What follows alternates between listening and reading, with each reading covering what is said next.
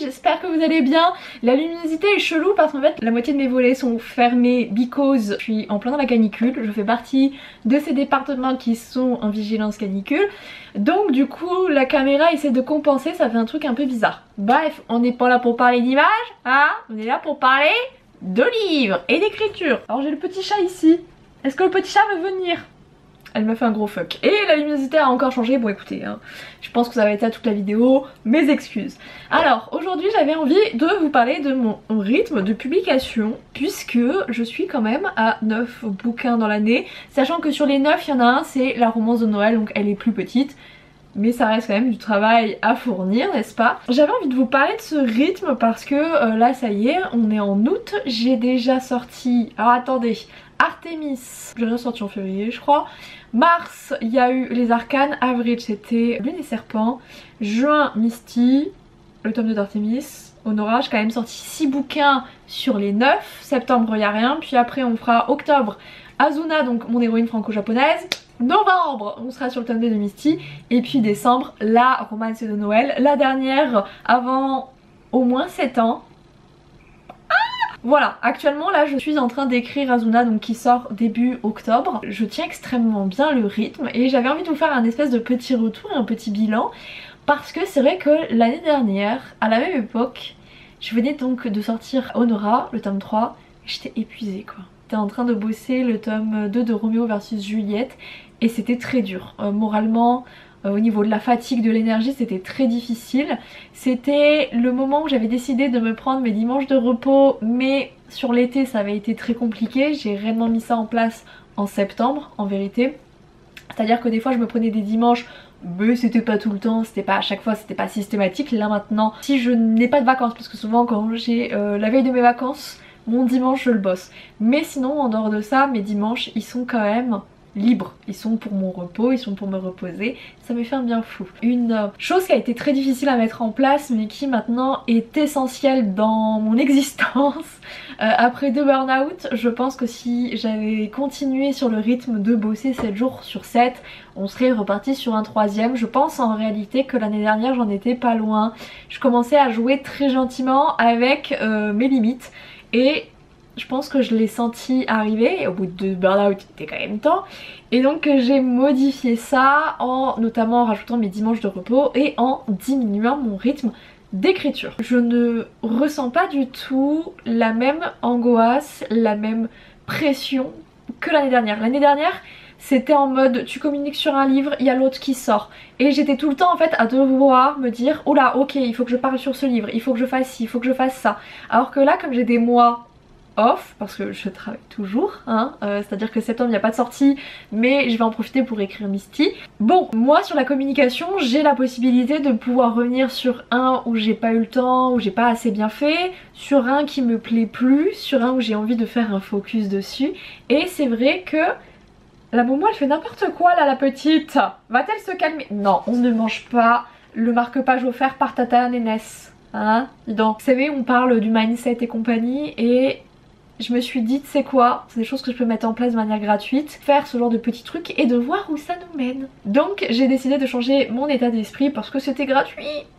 Et écoutez, moi toutes les astuces qui me permettent d'améliorer ma vie sans dépenser le moindre centime, pourquoi finalement hésiter hein, je veux dire là c'est juste le fait de changer sa manière de penser et ses propres pensées, c'est à dire que c'est même pas un truc à rajouter dans sa routine ou quoi. Je veux dire je n'ai aucune excuse donc je me suis dit je vais essayer de réfléchir d'une autre manière, de me dire que là ça y est je vais changer mon rythme de parution, je vais en profiter pour profiter un peu plus de ma vie. Mes passions sont devenues métiers, la manière dont j'aborde mon travail a énormément changé, c'est à dire qu'avant écrire c'était chouette, c'était reposant, on souffle, on fait du bien. Maintenant c'est ce qui me permet de bouffer.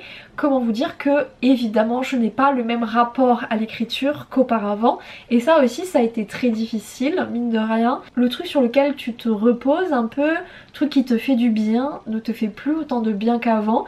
Là actuellement je suis en train du coup de bosser Azuna et avec ma correctrice on essaye d'enlever au maximum les trucs que je fais, les espèces de tics d'écriture que j'ai etc. Dans ma manière d'écrire je réfléchis toujours à faire en sorte de pas refaire ce type d'écriture là et je ne profite pas de mon bouquin comme je l'ai fait par exemple pour le tome 1 d'Honora où j'écrivais et je m'en foutais d'utiliser des verbes ternes, c'était pas grave s'il y avait un enchaînement de jeux dans chaque phrase. Et il y avait un côté extrêmement agréable de souffler, c'était ma pause. Maintenant c'est pas du tout ma pause, c'est mon taf. Ça a forcément modifié ma manière d'aborder mon planning éditorial parce que maintenant il y a certains de mes livres, parce qu'ils n'ont pas eu un succès, mon avis a changé dessus, le rapport que j'ai à eux ont changé et c'est super triste mais ben oui, aujourd'hui il y a un aspect pécunier parce qu'un livre qui floppe, c'est un mois ou plusieurs mois où je ne fais pas assez d'argent et donc je ne fais pas assez d'argent pour me payer, pour payer ma correctrice, pour payer l'URSSAF, pour payer les impôts sur le revenu. Ça enchaîne plein de choses en fait, un livre qui floppe. Et dans mon cas, c'est extrêmement angoissant, surtout quand tu ralentis le rythme. Au final, Artemis a extrêmement bien fonctionné, Misty derrière a pas ultra bien fonctionné. Idem pour Lune et Serpent, mais si vous voulez, comme Misty apparaît dans le tome 2 d'Artemis, ça a relancé aussi Misty qui était une sortie moyenne. Maintenant c'est une bonne sortie. Et le tome 4 d'Honora, vraiment, j'ai eu des super retours. Mais alors vraiment, j'ai eu des personnes qui m'ont dit waouh, ce tome il était rempli d'émotions, j'ai vécu tellement de choses. Et genre, ça me fait toujours plaisir. Il y a des lectrices, elles ont lu tout ce que j'ai sorti. C'est difficile d'entretenir la flamme quand ça fait 36 bouquins qu'elles me connaissent. Ben mine de rien d'avoir des personnes qui me disent waouh, ce tome là il était exceptionnel.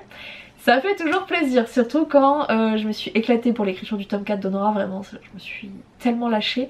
Et après j'en ai chié ma race pour la correction, donc ça fait quand même plaisir. Tu fais les bons choix finalement. J'ai réussi à me dégager du temps pour moi, tu vois. J'ai réduit mon rythme, mais bon bah, ça reste 9 bouquins. Clairement quand on sait que la plupart des personnes qui écrivent et qui sont même à leur compte en tant qu'autrice publient en moyenne, je pense qu'on doit être à 2 bouquins par an. Et encore que je prends en compte les autrices de romance qui ont tendance à en sortir plus, 9 ça reste un chiffre énorme. Pour ça bah, j'ai quand même mis en place des petits trucs, tu vois. Déjà j'ai augmenté mon nombre de mots par jour, c'est à dire que avant cette année j'étais à 5000 mots par jour. Comme mon dimanche a sauté, que le samedi je ne le passe plus à écrire, techniquement j'ai 2 jours d'écriture qui ont sauté, c'est énorme 2 jours. Donc début d'année j'ai commencé à écrire 6000 mots par jour. Donc du lundi au vendredi, il y a eu l'arrivée de Cécile, donc ma correctrice, qui m'a dit en vrai ce qu'on peut faire, sachant que elle c'est pas son métier à temps plein, elle a un autre métier qui lui permet de payer ses factures. Et ben elle m'a dit ouais, pour éviter de perdre du temps, ce que tu peux faire c'est tu m'envoies le bouquin au fur et à mesure. Parce que il est vrai que je change extrêmement peu de choses dans l'intrigue, ça va être des petits détails parfois que je vais rajouter, mais je ne change jamais globalement la grosse partie de l'intrigue. C'est très rare que j'ai des changements d'histoire à faire parce que je suis feignante, donc si je me suis rendu compte que j'ai merdé, je vais faire en sorte que dans la suite du livre je puisse retomber sur mes pattes pour expliquer certaines choses que j'ai fait au début plutôt que de réécrire toute l'intrigue. Et alors ça vraiment c'est un truc de grosse feignasse, mais je me remercie tellement parce que j'ai toujours fait ça au cours de mes 18 ans d'écriture, ce qui fait que bah, aujourd'hui mon cerveau il fait le switch extrêmement vite, il me trouve très vite des parades pour dire hey, ok on peut expliquer ça et comme ça là ça retombe là, tu retombes sur tes pattes et bim t'as pas besoin de tout changer. On entend Sram qui gratte sa litière, bien sûr. L'avantage d'avoir été feignante c'est que maintenant j'ai trouvé aussi des parades, ce qui fait que je change très peu mon intrigue en cours de route et à la limite je rajoute quelques petits trucs mais c'est vraiment des tout petits trucs. Ce qu'on a surtout fait en vrai avec Cécile, donc avec ma correctrice, c'est de faire sauter des choses, c'est à dire qu'avec Honora on a fait sauter pas moins de 2 ou 3 chapitres. C'est beaucoup quand même. Ça rend le livre mieux, on va plus dans le vif du sujet. Là, par exemple sur Azuna, on se connaît aussi très bien maintenant. Cécile, elle connaît tous mes bouquins du multiverse. Elle a des théories, parfois elle voit des trucs arriver parce que elle fait attention aux détails. On se connaît très bien maintenant. On a bossé Lune et Serpent. Artemis, elle est repassée sur le tome 1. On a fait le tome 2. On a fait Misty. On a fait Honora. Ouais, Azuna c'est le 6ème, donc c'est vrai que maintenant on est un peu rodé et puis bah, c'est vrai qu'à chaque fois elle me désigne un peu ce qui va pas, donc bah, j'essaie de m'améliorer aussi à chaque fois, c'est quand même le but de la manière. Mine de rien ça lui fait aussi moins de travail et on peut plus se concentrer sur l'histoire. Donc c'est vrai qu'il y a un mélange de je me connais déjà très bien, c'est à dire qu'avant j'étais à 6000 mots, là aujourd'hui je suis à 8000 parce que du coup le vendredi est consacré à la correction de tout ce que j'ai écrit dans la semaine avant de le passer sur Antidote et de lui envoyer. Je suis à 8000 mots pendant 3 jours et 6000 mots le dernier jour, donc le jeudi. Comme ça, si jamais je suis un peu fatiguée, j'arrive pas à tenir le rythme des 8000 parce que c'est dur, c'est un nouveau rythme que j'ai mis en place et donc ça me demande beaucoup d'énergie moralement, et ben ça me permet d'avoir une espèce de petit joker au cas où, et c'est vrai qu'il est important ce joker, je me rends compte. Et comme ça le vendredi je le passe à corriger, je n'écris plus. Quel changement!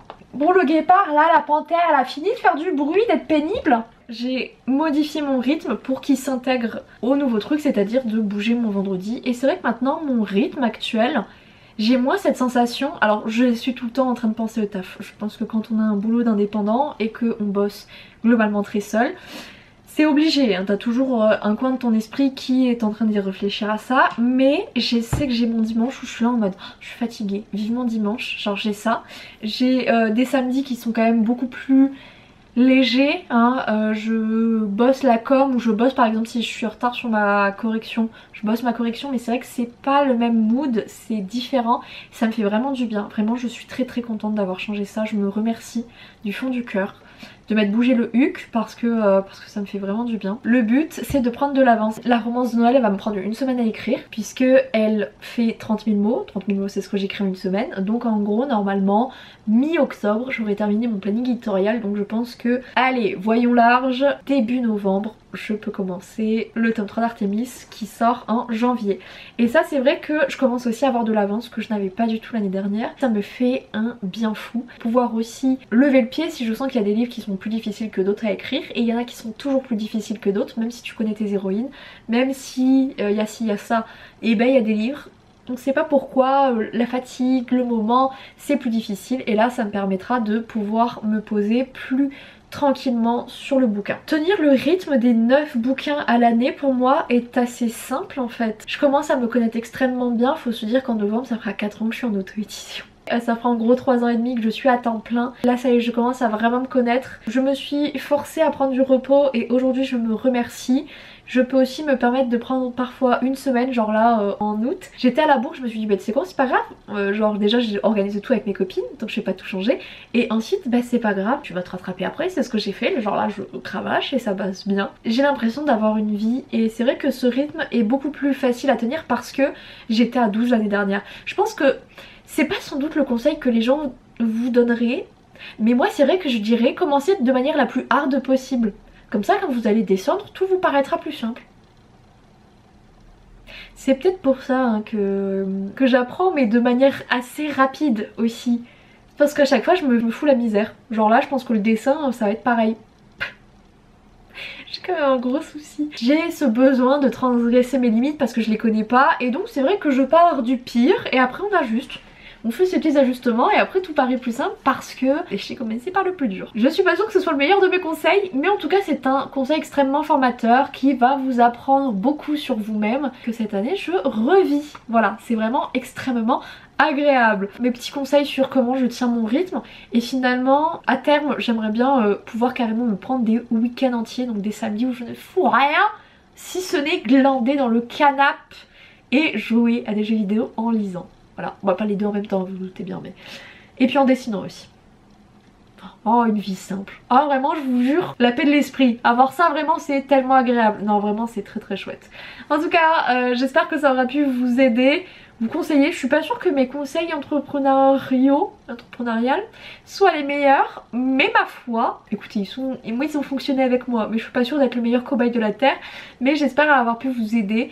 N'oubliez pas que quand vous vous lancez dans un projet, il faut y réserver du temps, et ça pour ça il n'y a pas 36 solutions, il faut s'allouer du temps et il faut s'y tenir. Je sais que c'est difficile parce que là je suis en train de me mettre au dessin et c'est pas évident, mais on va tous réussir, on va tous l'emporter. Bref, moi j'ai confiance en vous, en tout cas je vais vous laisser là, je vous fais à tous et à toutes de gros bisous, je vous aime tous très fort, ciao ciao.